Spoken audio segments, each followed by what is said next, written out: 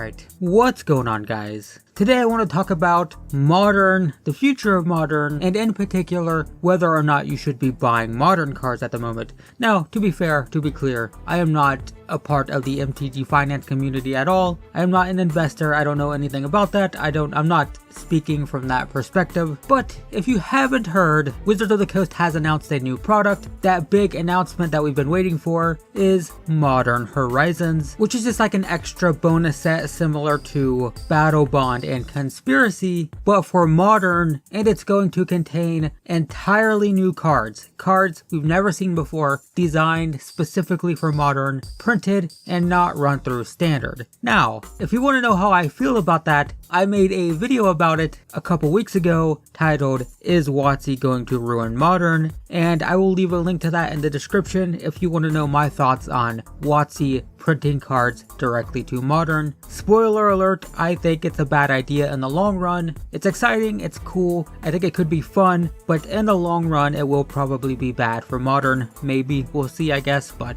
I think there's a lot of potential for it to be bad. But that's not what I'm talking about here today. What I want to talk about is the potential for this to be kind of chaotic from a secondary market perspective. So here's the thing that I want you guys to realize. This set is going to be designed specifically to affect the Modern metagame. Now obviously they're going to try very hard not to, completely destroy it, so I'm sure they're not going to push it too hard, but they are going to try to make cards that are Modern playable. And the issue with this is we don't know what the Modern metagame is going to look like after the set is released. What Wizards of the Coast has basically done is they've turned Modern into Standard, and that it's getting sketchy now to invest in the format. Modern players always say that you can spend money comfortably in Modern because you will always be able to play that deck. And that's still true, but if Wizards of the Coast starts printing cards specifically to impact Modern, then that does mean that the metagame is going to start shifting more dramatically. And that means investing $1,000 into a deck is a lot more sketchy because you don't know if that deck's going to be viable, 6 months from now. It's going to be a lot like Standard, in which who knows what the metagame is going to look like after the set is released. And is it worth, investing $1,000 in a deck that might actually just not be playable after the set is released? Now, to be fair, that's always true. Every single set that comes out can impact Modern. And Modern does change a lot more than people say. Like Grixis Death Shadow had a big impact on Modern. 5-color humans had a big impact on Modern. And then Izzet Phoenix came around and that completely changed Modern as well. Even just a little Creeping Chill. That card is, what is it? Is it uncommon? I think it's uncommon. And that card just shot Dredge right up to the top. Like, that happens, yeah. So Modern does shift and change a lot, but that's with cards that are designed for Standard. Now we're talking about a set that is specifically designed for Modern. And,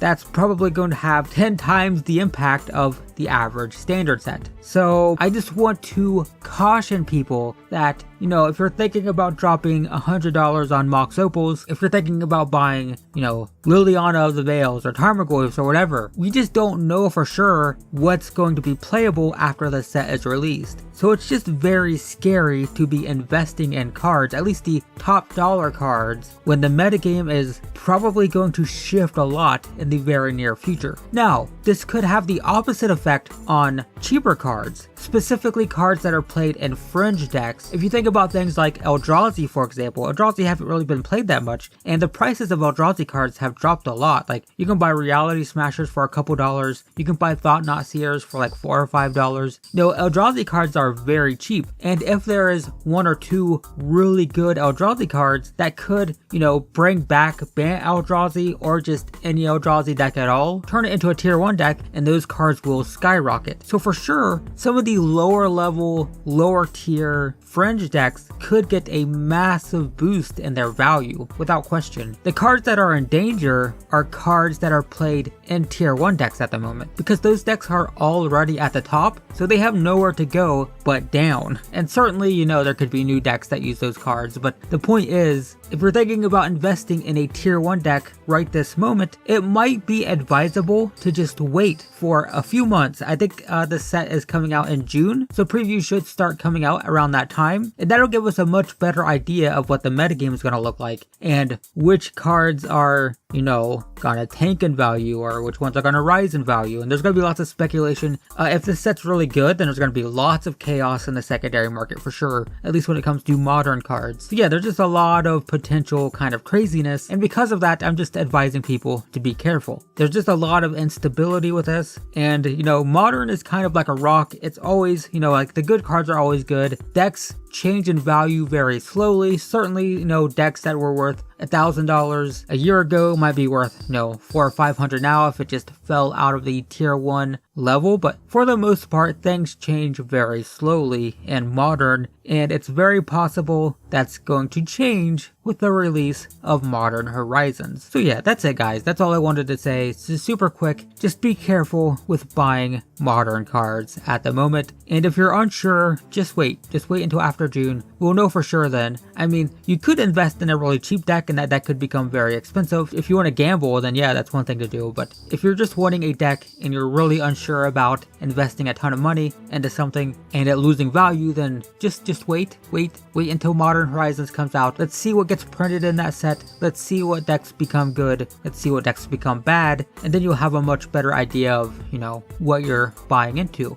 But if these are regular, if these are coming out every year, that's going to create just a ton of uncertainty. And, investing in a modern deck it takes a lot of commitment, at least financially. It takes a lot of financial commitment. I know some people are like, yeah, whatever, I can buy whatever deck I want. I'll buy 10 of them and, that's good, that's fine. But for the average player, it is a very expensive proposition, and there's definitely going to be some instability with that now that these sets are coming out. So just be careful. That's all I'm saying. Be careful. Wait if you want to. Wait if you have to. That's what I would recommend. I can say that I recently created a Cardsphere account to start trading away standard staples for modern staples. I'm still going to do that, but I've decided that I'm very much not going to go with Arcbound Ravagers and Mox Opals at the moment, because I just don't know if Affinity is still going to be viable after the set is released. It's already, being hammered, and I don't know if it's just going to be worse after this. So I'm going to get Steel Overseers probably because those are reasonable. I am going to get Blink Moth Nexus, but I am not going to go the full Arcbound Ravagers and Mox Opals. Those are $50 and $100 cards, and I don't want to invest that much money into cards that end up being useless after the set is released. So yeah, that's what I'm doing. Might be worth doing the same. Anyway, that's it. That's all I wanted to say. Just kind of wanted to put this out there for people who follow me, people who like modern, people who play on a budget. I thought this was relevant, and these are just my thoughts. So again, I don't know anything about MTG finance. That's not what I do, but I do think instability it's gonna result from Modern Horizons for sure. Anyway, yeah, that's it. Thanks for watching guys, and I will see you in the next one.